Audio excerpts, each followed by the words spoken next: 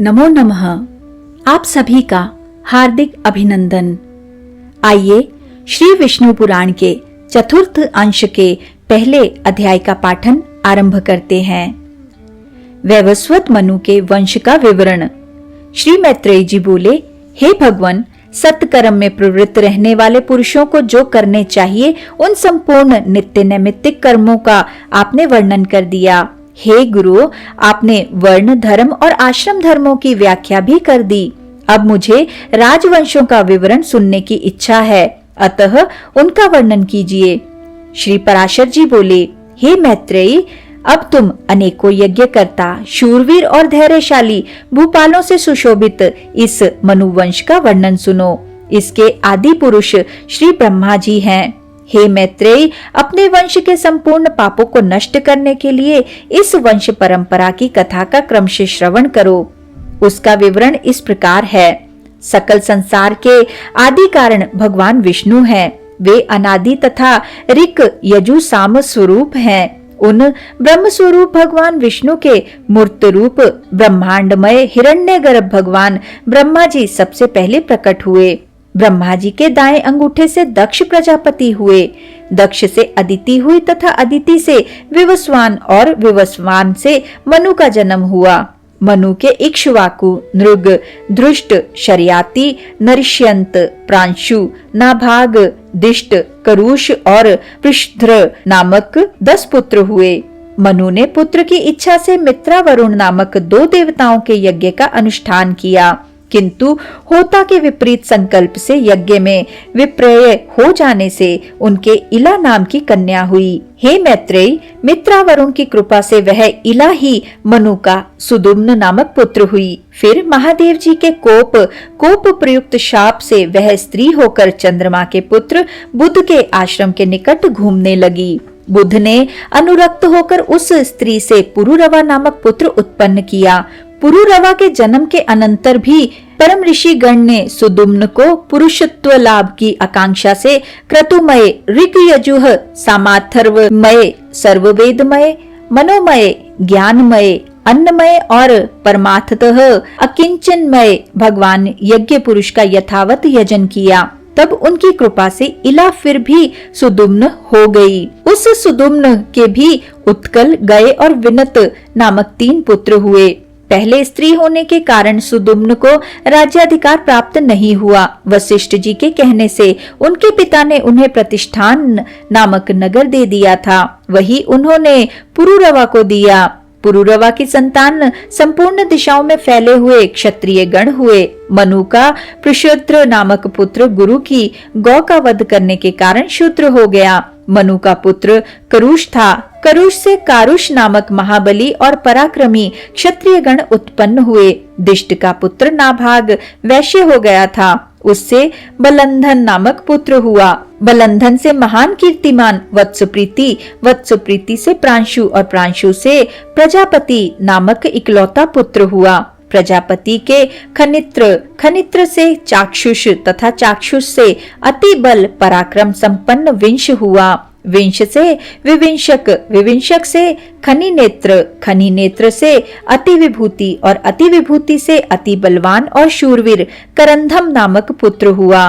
करंधम से अविक्षित हुआ और अविक्षित के मरुत नामक अति बल पराक्रम युक्त पुत्र हुआ, जिसके विषय में आजकल भी ये 2 श्लोक गाए जाते हैं। मरुत का जैसा यज्ञ हुआ था वैसा इस पृथ्वी पर और किसका हुआ है, जिसकी सभी याज्ञिक वस्तुएं सुवर्णमय और अति सुंदर थी। उस यज्ञ में इंद्र सोमरस से और ब्राह्मण गण दक्षिणा से परितृप्त हो गए थे तथा उसमें मरुदगण परोसने वाले और देवगण सदस्य थे। उस चक्रवर्ती मरुद के नरिष्यंत नामक पुत्र हुआ तथा नरिष्यंत के दम और दम के राजवर्धन नामक पुत्र उत्पन्न हुआ। राजवर्धन से सुवृद्धि, सुवृद्धि से केवल और केवल से सुधृति का जन्म हुआ। सुधृति से नर, नर से चंद्र और चंद्र से केवल हुआ। केवल से बंधुमान, बंधुमान से वेगवान, वेगवान से बुध, बुध से तृणबिंदु तथा तृणबिंदु से पहले तो इलविला नाम की एक कन्या हुई थी, किंतु पीछे अलम्बुषा नाम की एक सुंदरी अप्सरा उस पर अनुरक्त हो गई। उससे तृणबिंदु के विशाल नामक पुत्र हुआ, जिसने विशाला नाम की पुरी बसाई। विशाल का पुत्र हेमचंद्र हुआ, हेमचंद्र का चंद्र, चंद्र का धूम्राक्ष, धूम्राक्ष का सृंजय, सृंजय का सहदेव और सहदेव का पुत्र कृशाश्व हुआ। कृशाश्व के सोमदत्त नामक पुत्र हुआ, जिसने 100 अश्वमेध यज्ञ किए। उससे जन्मेजय हुआ और जन्मेजय से सुमति का जन्म हुआ। ये सब विशाल वंशीय राजा हुए। इनके विषय में यह श्लोक प्रसिद्ध है। तृणबिंदु के प्रसाद से विशाल वंशीय समस्त राजा लोग दीर्घायु, महात्मा, वीर्यवान और अति धर्मपरायण हुए। मनुपुत्र शर्याति के सुकन्या नाम वाली एक कन्या हुई, जिसका विवाह च्यवन ऋषि के साथ हुआ। शर्याति के अनर्त नामक एक परम धार्मिक पुत्र हुआ। अनर्त के रेवत नाम का पुत्र हुआ, जिसने कुशस्थली नाम की पुरी में रहकर अनर्त देश का राज्य भोग किया। रेवत का भी रैवत कुकुदमी नामक एक अति धर्मात्मा पुत्र था, जो अपने 100 भाइयों में सबसे बड़ा था। उसके रेवती नाम की एक कन्या हुई। महाराज रैवत उसे अपने साथ लेकर ब्रह्मा जी से यह पूछने के लिए कि यह कन्या किसे वर के योग्य है, ब्रह्मलोक को गए। उस समय ब्रह्मा जी के समीप हाहा और हुहु नामक 2 गंधर्व अतितान नामक दिव्य गान गा रहे थे। वहां गान संबंधी चित्रा, दक्षिणा और धात्री नामक त्रिमार्ग के परिवर्तन के साथ उनका विलक्षण गान सुनते हुए अनेकों युगों के परिवर्तन काल तक ठहरने पर भी रैवत जी को केवल एक मुहूर्त ही बीता सा मालूम हुआ।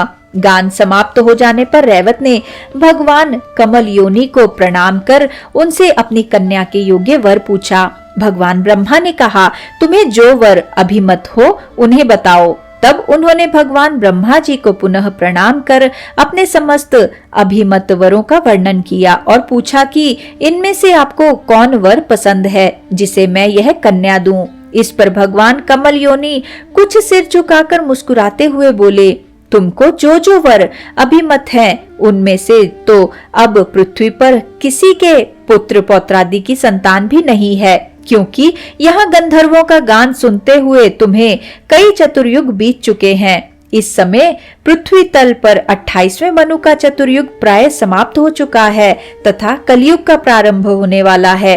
अब तुम अपने समान अकेले ही रह गए हो, अतः यह कन्या रत्न किसी और योग्य वर को दो। इतने समय में तुम्हारे पुत्र, मित्र, कलत्र, मंत्रीवर्ग, भृत्यगण, बंधुगण, सेना और कोषादि का भी सर्वथा अभाव हो चुका है।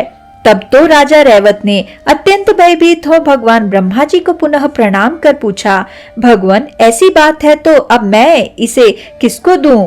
तब सर्वलोक गुरु भगवान कमल योनि कुछ सिर झुकाए हाथ जोड़कर बोले, श्री ब्रह्मा जी ने कहा, जिस अजन्मा सर्वमय विधाता परमेश्वर का आदि मध्य अंत स्वरूप स्वभाव और सार हम नहीं जान पाते, कला मुहूर्त आदि मय काल भी जिसकी विभूति के परिणाम का कारण नहीं हो सकता, जिसका जन्म और मरण नहीं होता, जो सनातन और सर्वदा एक रूप है तथा जो नाम और रूप से रहित है, जिस अच्युत की कृपा से मैं प्रजा का उत्पत्ति करता हूँ, जिसके क्रोध से उत्पन्न हुआ रुद्र सृष्टि का अंत करता है तथा जिस परमात्मा से मध्य में जगत स्थितिकारी विष्णु रूप पुरुष का प्रादुर्भाव हुआ, जो अजन्मा मेरा रूप धारण कर संसार की रचना करता है, स्थिति के समय जो पुरुष रूप है तथा जो रुद्र रूप से संपूर्ण विश्व का ग्रास कर जाता है एवं अनंत रूप से संपूर्ण जगत को धारण करता है, जो अव्यय आत्मा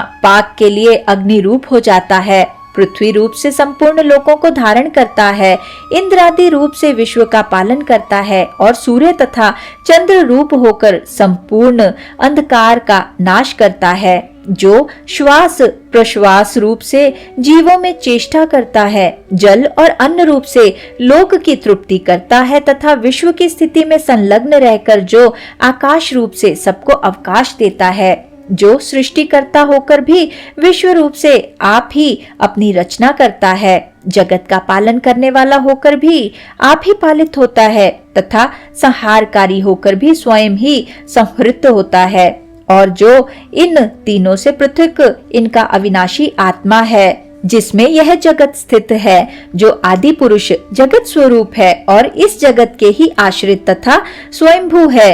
हे नृपते, संपूर्ण भूतों का उद्भव स्थान यह विष्णु धरातल में अपने अंश से अवतीर्ण हुआ है। हे राजन, पूर्व काल में तुम्हारी जो अमरावती के समान कुशस्थली नाम की पुरी थी, वह अब द्वारकापुरी हो गई है। वहीं वे बलदेव नामक भगवान विष्णु के अंश विराजमान है। हे नरेंद्र, तुम यह कन्या उन माया मानव श्री बलदेव जी को पत्नी रूप से दो। ये बलदेव जी संसार में अति प्रशंसनीय हैं और तुम्हारी कन्या भी स्त्रियों में रत्न स्वरूपा है, अतः इनका योग सर्वथा उपयुक्त है। श्री पराशर जी बोले, भगवान ब्रह्मा जी के ऐसा कहने पर प्रजापति रैवत पृथ्वी तल पर आए तो देखा कि सभी मनुष्य छोटे छोटे कुरूप, अल्प तेजोमय, अल्प वीर्य तथा विवेकहीन हो गए हैं। अतुल बुद्धि महाराज रैवत ने अपनी कुशस्थली नाम की पुरी और ही प्रकार की देखी तथा सफ्टिक पर्वत के समान जिनका वक्षस्थल है, उन भगवान हलायुद्ध को अपनी कन्या दे दी। भगवान बलदेव ने उसे बहुत ऊंची देखकर अपने हल के अग्रभाग से दबाकर नीची कर ली। तब रेवती भी तत्कालीन अन्य स्त्रियों के समान छोटे शरीर की हो गई। तदनंतर बलराम जी ने महाराज रैवत की कन्या रेवती से विधि पूर्वक विवाह किया तथा राजा भी कन्यादान करने के अनंतर एकाग्रचित्त से तपस्या करने के लिए हिमालय पर चले गए। इसी के साथ आज के इस सुंदर पाठन को हम यहीं पर विराम देते हैं और अगले अध्याय के पाठन के लिए हमारे साथ फिर से जुड़िएगा। आइए विष्णु जी के इस सुंदर मंत्र से आज के पाठन का समापन करते हैं। ओम नमो भगवते वासुदेवाय। ओम नमो भगवते वासुदेवाय।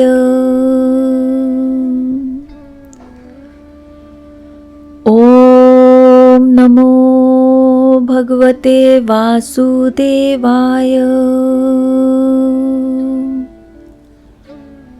ओम नमो भगवते वासुदेवाय। ओम नमो भगवते वासुदेवाय।